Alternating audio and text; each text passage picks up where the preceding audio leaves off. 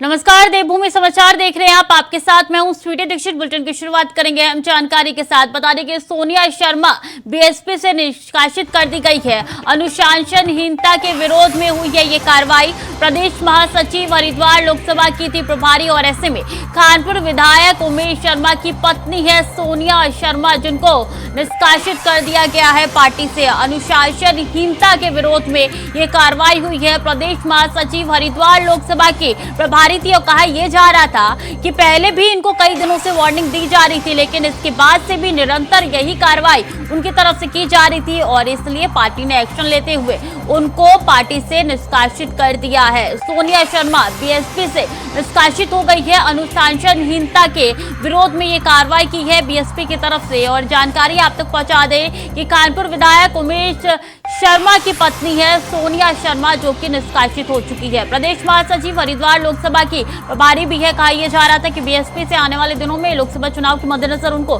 Ticket मिल सकती है, लेकिन अब पार्टी से उनको बाहर का रास्ता दिखा दिया गया है। सोनिया शर्मा बीएसपी से निष्कासित हो गई है। इस वक्त ये हम जानकारी आप तक पहुंचा रहे हैं, जहां अनुशासनहीनता के विरोध में ये कार्रवाई हुई है और इनको पार्टी से बाहर का रास्ता दिखा दिया गया है। ये कहा जा रहा है पार्टी की तरफ से कि पहले भी कई बार इनको वार्निंग दे दी गई है, लेकिन एक न सुनने के बावजूद यही हरकत वो कई दिनों से करती आ रही थी, जिसके बाद से पार्टी को मजबूरन उनको बाहर का रास्ता दिखाना पड़ा और सोनिया शर्मा पार्टी से निष्कासित कर दी गई है। अनुशासनहीनता के चलते वो पार्टी से बाहर निकाल दी गई है और ऐसे में बता दें कि सोनिया शर्मा बीएसपी से निष्कासित कर दी गई है। तो हम जानकारी आप तक पहुंचा रहे हैं, जहां सोनिया शर्मा को बाहर का रास्ता दिखा दिया गया है। अनुशासनहीनता के विरोध में ये कार्रवाई हुई है। हम जानकारी आप तक पहुंचा रही हैं। सोनिया शर्मा बीएसपी से निष्कासित हो चुकी है। प्रदेश महासचिव हरिद्वार लोकसभा की प्रभारी थी और कहा यह जा रहा है आने वाले लोकसभा चुनाव में इनको टिकट मिल सकता था, लेकिन अब उनको बाहर का रास्ता दिखा दिया गया है। विधायक उमेश शर्मा की पत्नी है सोनिया शर्मा, जिनको पार्टी से बाहर का रास्ता दिखा दिया गया है। इससे पहले भी पार्टी की तरफ से कई बार चेतावनी दी गई थी, लेकिन एक ना सुनने के बाद भी पार्टी ने एक्शन लिया है। इसी खबर पर ज्यादा जानकारी के साथ अभय कैंतुरा हमारे साथ जुड़ चुके हैं। अभय, कहा यह जा रहा है कि पहले भी उनको कई बार वार्निंग दी गई थी, लेकिन एक ना सुनी और आखिरकार बाहर का रास्ता पार्टी ने उनको दिखा दिया है।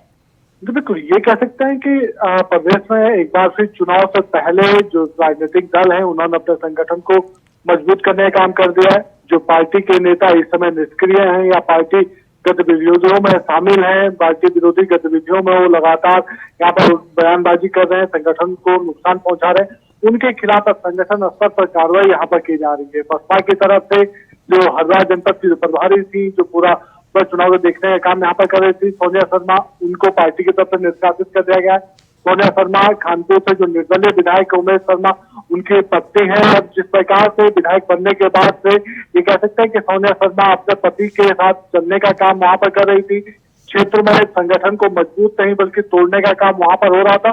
उसी को देखते हुए संगठन की तरफ से बड़ी कार्रवाई यहाँ पर की गई और उनका निष्कासन यहाँ पर किया गया है। जी, ये कहा जा रहा है कि आने वाले लोकसभा चुनाव के मद्देनजर उनको टिकट दी जा सकती थी, लेकिन उससे पहले ही उनको बाहर का रास्ता दिखा दिया गया।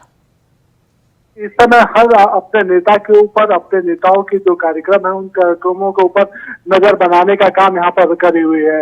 अगर ऐसे में कोई नेता पार्टी विरोधी काम यहाँ पर करता है, अनुशासनहीनता यहाँ पर करता है, तो फिर उसके खिलाफ पार्टी संगठन अपने स्तर पर यहाँ पर। तो अभी क्या कोई बयान निकल के सामने आया है सोनिया का?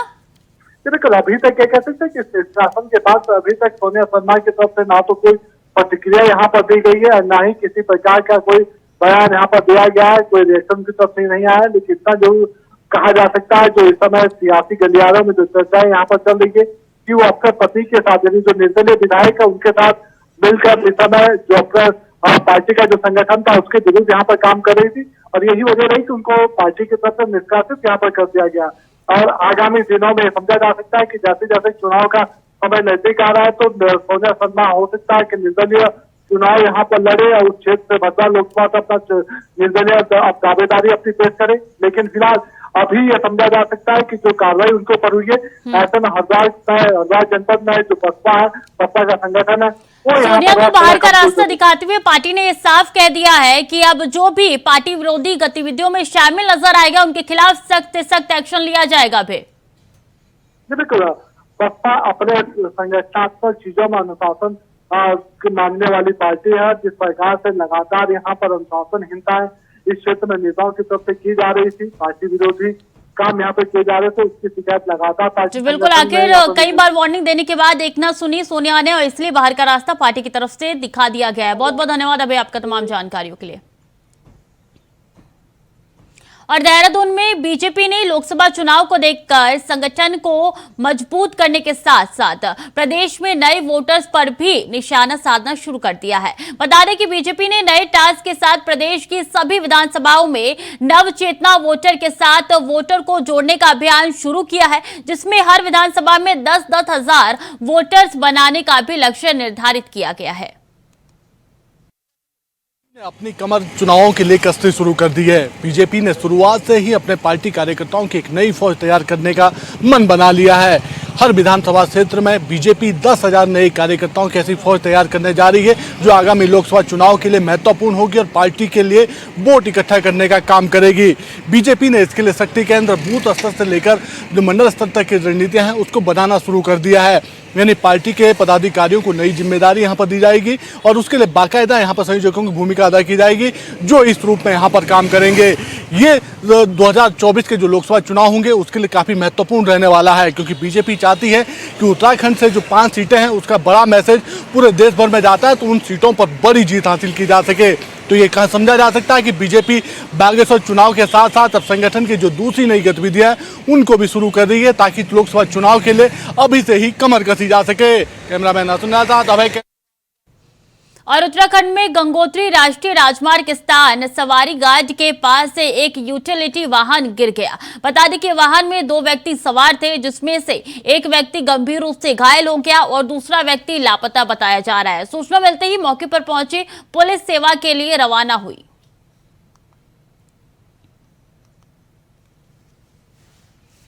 तो यूटिलिटी वाहन हुई दुर्घटनाग्रस्त, जिसकी तस्वीरें आप तक पहुंचा रही है। मौके पर पुलिस पहुंच चुकी है। जो भी इसमें घायल बताए जा रहे हैं उनका अस्पताल में इलाज चल रहा है, अस्पताल में भर्ती करवा दी गई है उनको। और एम्बुलेंस आपको तस्वीर में इस वक्त नजर आ रहा है और कहा यह जा रहा है कि जल्द से जल्द इनका इलाज भी पूरा हो जाएगा। गंगोत्री राष्ट्रीय राजमार्ग पर यह बड़ा हादसा हुआ है, जहां की तस्वीरें आप तक पहुंचा रहा है इंडिया वॉइस। सवारी घाट के पास यह हादसा बताया जा रहा है, जिसमें कुछ लोग घायल भी हुए हैं, जिनको अस्पताल में तत्काल भर्ती कराया गया है, जिनका इलाज अभी भी चल रहा है। तो वाहन में 2 लोग सवार थे, कहा यह जा रहा है दोनों को चोट आई है और ऐसे में एम्बुलेंस तत्काल बुलाई गई और उनको तुरंत अस्पताल में भर्ती कराया गया। मौके पर पुलिस भी पहुंची है, आगे की जांच पड़ताल जारी है। कहा यह जा रहा है कि जल्द से जल्द जांच पूरी कर ली जाएगी। तो सवारी घाट के पास ये पूरा हादसा हुआ है और ऐसे में हादसे की तस्वीरें आप तक पहुंचा रही हैं। यूटिलिटी वाहन दुर्घटनाग्रस्त हो चुकी है, जिसमें 2 लोग सवार बताए जा रही हैं।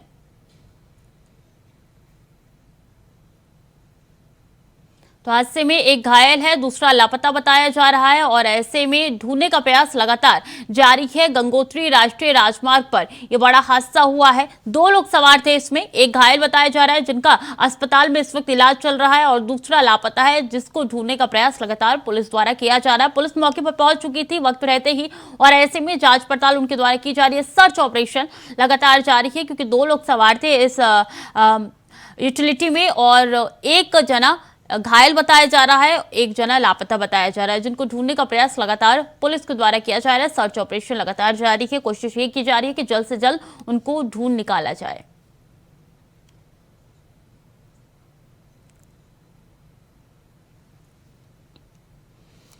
खबर उत्तरकाशी से है, जहां आराकोट में हो रही भारी बारिश और बादल फटने के कारण क्षेत्रवासियों की सेब की तैयार फसल पूरी तरीके से क्षतिग्रस्त हो रही है, जिससे क्षेत्र के लोगों को काफी नुकसान उठाना पड़ रहा है। बता दें कि क्षेत्र के लोग शासन प्रशासन से अब उचित मुआवजे की मांग कर रहे हैं।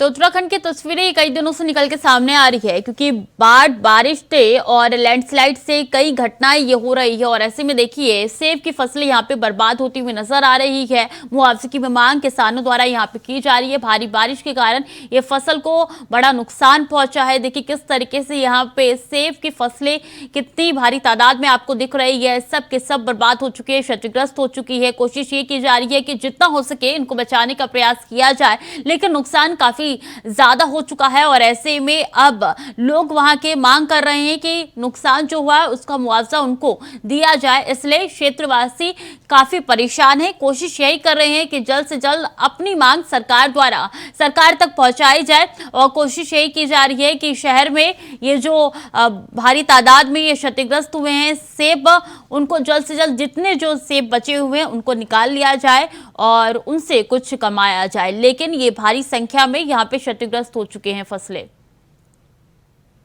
कोटद्वार के काशीरामपुर, तल्ला गाड़ी घाट और अन्य कई जगहों को आपदा प्रभावित लोग तहसील में इकट्ठे हुए और उप जिलाधिकारी से सिर छुपाने के लिए जगह की मांग की। लोगों ने अपनी मांग को लेकर एसडीएम को ज्ञापन सौंपा। लोगों का आरोप है कि एक हफ्ते से ज्यादा वक्त हो गया है लेकिन अभी तक हमें कहीं भी सिर छुपाने की जगह नहीं मिली है। लोगों ने कहा है कि उनके खाना कपड़ा तक नहीं है उनके पास, बल्कि बहू बेटियों को रहने के लिए घर भी नहीं है। लेकिन प्रशासन की तरफ से कोई भी मदद ना मिलने के कारण उनको परेशानियों का सामना करना पड़ रहा है।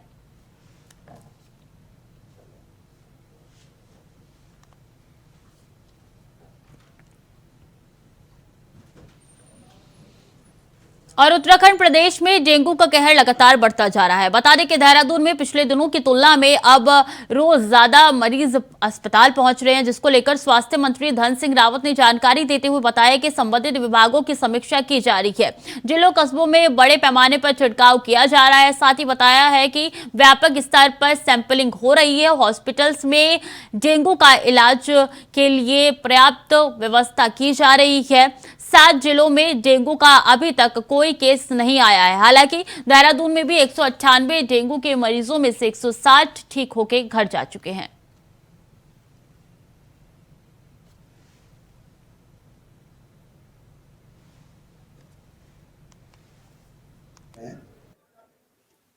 लगातार सभी जितने रेकी विभाग हैं उनकी हम समीक्षा भी कर रहे हैं। हमारे देहरादून जिले में 198 केस डेंगू के आए थे और मुझे बोलते हुए बड़ा अच्छा लग रहा है कि अभी तक हमारे 160 जो है डेंगू के मरीज ठीक होकर घर चले गए हैं।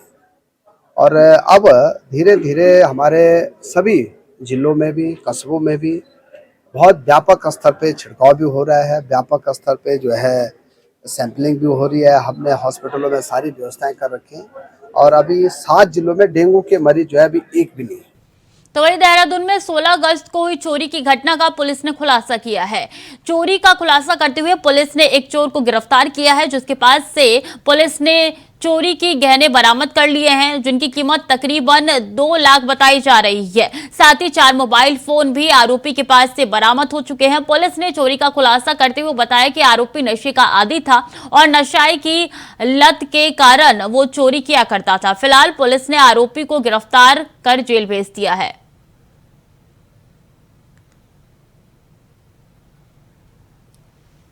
नकबजनी की घटना हुई थी। 16 अगस्त की यह घटना थी, जिसमें मुकदमा पंजीकृत करने के पश्चात जो है प्रेमनगर की टीम द्वारा जो काम किया गया और काम करने के पश्चात इसमें जो है एक एक्यूज की गिरफ्तारी की गई है, जिसके पास से चोरी गए जो ज्वेलरी है जिसकी कीमत लगभग 2 लाख रुपए है, उसकी बरामदगी की गई है।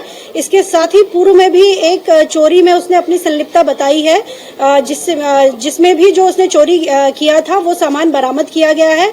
ये जो एक्यूज है पौड़ी का रहने वाला है और पूर्व में भी जो है डालनवाला के चोरी के मुकदमों में जेल गया है। इसके अतिरिक्त भी अगर कोई इसका आपराधिक इतिहास है तो उसके बारे में उत्तराखंड के देहरादून में अखिल भारतीय विद्यार्थी परिषद ने हेमंती नंदन गढ़वाल केंद्रीय विश्वविद्यालय से संबद्ध सभी कॉलेजों के पूर्व की भांति मेरिट के आधार पर प्रवेश की मांग को लेकर डीएवी का गेट बंद कर धरना प्रदर्शन किया। बता दें कि अभाविप का आरोप है कि CUET के चलते उत्तराखंड में हजारों छात्र उच्च शिक्षा से वंचित रहने के कगार पर है और दून के 4 बड़े सहायता प्राप्त अशासकीय कॉलेज में 4000 सीट खाली है और छात्रों को प्रवेश नहीं दिया जा रहा है, जो निंदनीय है। तो वहीं छात्रों की मांग है कि राज्य सरकार केंद्रीय शिक्षा मंत्रालय से CUET अनिवार्यता को हटाने को कहे, जिससे छात्र उच्च शिक्षा के लिए कॉलेज में प्रवेश ले सके।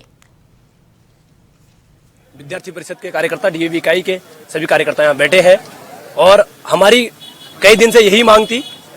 हमने माननीय प्राचार्य महोदय को ज्ञापन दिया है HNP जीयू की गढ़वाल यूनिवर्सिटी के कुलपति अन्नपूर्णा नौटियाल जी को, जिन्हें हमारी मांग यह है कि CUET जो अभी जिन छात्रों ने CUET का टेस्ट दिया है उन छात्रों का एडमिशन हुआ है, पर उन छात्रों का जिन्होंने CUET का टेस्ट अभी तक नहीं दिया है वो छात्र कहाँ जाएंगे जिन्हें CUET के बारे में पता ही नहीं था। सरकार ने इतनी जागरूकता नहीं फैलाई कि सरकार ने सभी महाविद्यालयों में CUET का टेस्ट कंपलसरी नहीं करा। आप मान करके कुछ कॉलेजों में जाकर के उन्हें CUET का फॉर्म भरा करके प्रदेश भर में 13 जिलों में से 7-8 जिले हैं जहाँ पे CUET के टेस्ट फॉर्म नहीं भरे गए हैं। और हरिद्वार के कनकल थाना क्षेत्र के सरकारी विद्यालय में बनी अवैध मजार को भारी पुलिस बल की मौजूदगी में प्रशासन द्वारा हटाया गया, तो वहीं पुलिस और प्रशासन के उच्च अधिकारी मौके पर मौजूद रहे।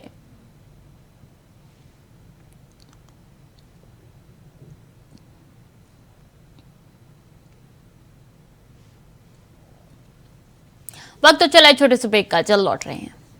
ब्रेक के बाद एक बार फिर से स्वागत है आपका। खबरों में आगे बढ़ेंगे। देहरादून के सीएम पुष्कर सिंह धामी ने ट्वीट किया है। बता दें कि प्रदेश में चल रहे ऑपरेशन सेवा को लेकर ट्वीट किया है। वहीं आपदा से प्रभावित लोगों और परिवारों की सेवा की जा रही है। साथ ही सीएम धामी ने जानकारी दी कि ऑपरेशन सेवा लगातार जारी है।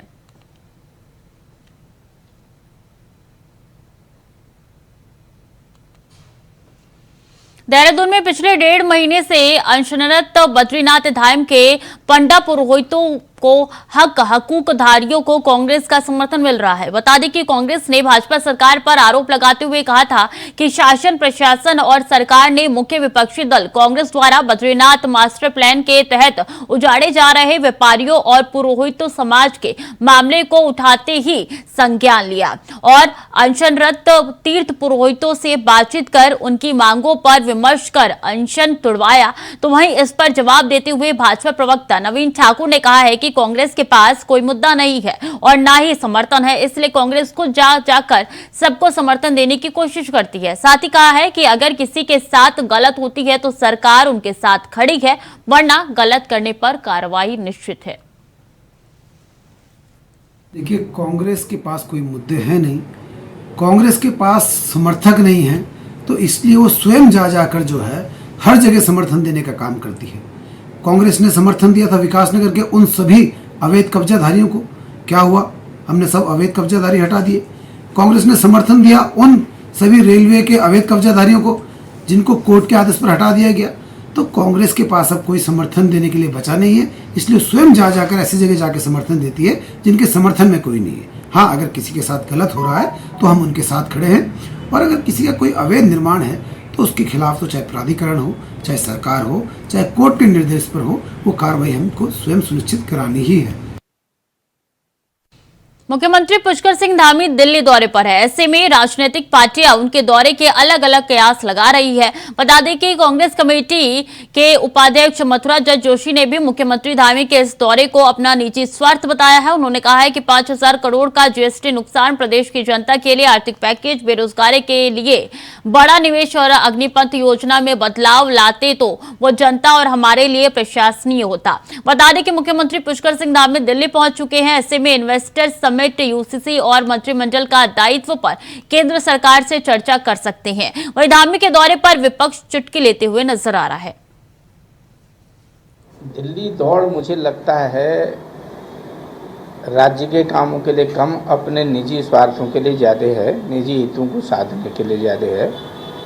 अच्छा होता मुख्यमंत्री जी दिल्ली जाते, 5,000 करोड़ GST का नुकसान हुआ है उसका कुछ हमको कंपनसेशन दिलवाते। राज्य के आर्थिक हालात चौपट हो चुके हैं, वित्त मंत्रालय से या प्रधानमंत्री से कुछ आर्थिक पैकेज हमको दिलवाते तो मैं समझता हूँ कुछ बातें बनती और कोई बड़ा उद्योग यहाँ पर आता ताकि हजारों लोगों को रोजगार मिलता, कुछ ऐसी चीज़ें स्थापित करते तो उसका फ़ायदा ज़रूर राज्य को मिलता। और जो सेना में हमारे नौजवान ये 4 साल के लिए भर्ती करें, उनको 16 साल के लिए भर्ती कराने का आदेश देते और उनके कुछ उसमें एज में रिलैक्सेशन मिलता और शिक्षा में रिलैक्सेशन मिलता तो अच्छा होता, क्योंकि वो तो स्वयं पूर्व सैनिक पृष्ठभूमि। और देहरादून में अपर मुख्य सचिव श्रीमती राधा रतूड़ी से उत्तराखंड बेरोजगार संघ के सदस्यों से मुलाकात की और अपनी विभिन्न समस्याओं से अवगत कराया, जिसके बाद उन्होंने युवाओं को आश्वासन दिया और कहा कि राज्य सरकार और प्रशासन उनकी सभी समस्याओं के समाधान के हेतु गंभीरता से कार्य कर रही है। साथ ही उन्होंने जानकारी दी कि मुख्यमंत्री द्वारा युवाओं पर चल रहे मुकदमों को वापस लेने के निर्देश दिए गए हैं, जिस पर जल्द ही विधिवत कार्रवाई शुरू की जाएगी। बता दें कि इस अवसर पर अपर सचिव कार्मिक अतर सिंह, उत्तराखंड बेरोजगार संघ के अध्यक्ष पॉपी पवार, राम कंडवाल, सुरेश सिंह और नितिन दत्त उपस्थित रहे।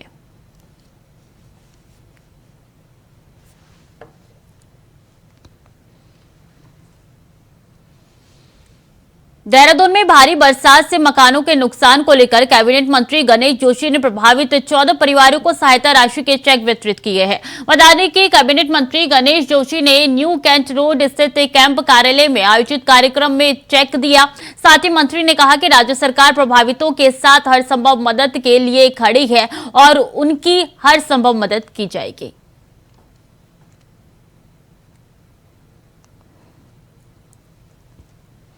तो न्यू कैंट रोड स्थित कैंप कार्यालय में ये चेक वितरित किया। 14 ऐसे परिवार बताए जा रहे हैं जिनको चेक दिया गया है यहाँ पे कैबिनेट मंत्री द्वारा, और तस्वीरें आप तक पहुंचा रहे हैं जब वो चेक दे रहे थे। 14 प्रभावित परिवारों को यहाँ पे चेक वितरित किया गया है। कहा यह गया है कि जल्द से जल्द जिन लोगों को नुकसान हुआ है उनको भी चेक दिए जाएंगे और ये कार्रवाई लगातार जारी है। आगे भी इस तरीके से चेक वितरित किए जाएंगे जिन लोगों को भारी नुकसान यहाँ पे हुआ है। तो कैबिनेट मंत्री यहाँ पे चेक देते हुए आपको तस्वीरों में नजर आ रहे हैं।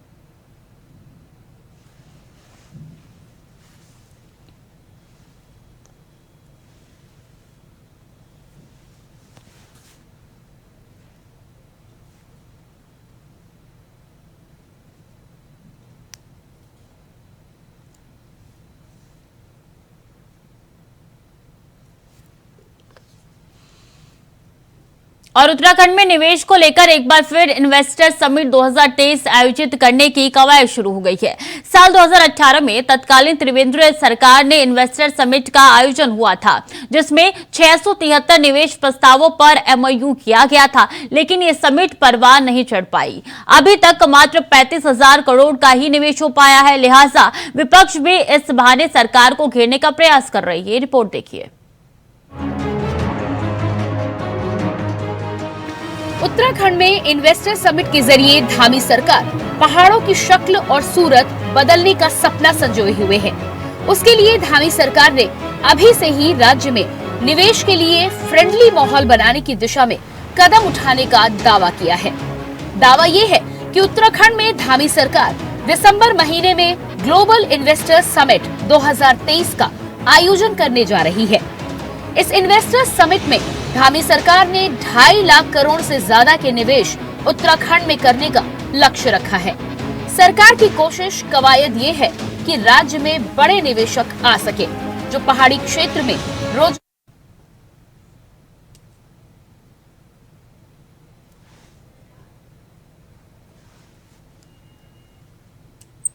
तो फिलहाल के लिए देवभूमि समाचार में इतना ही। खबरें लगातार जारी है, देखते रहिए इंडिया वॉइस।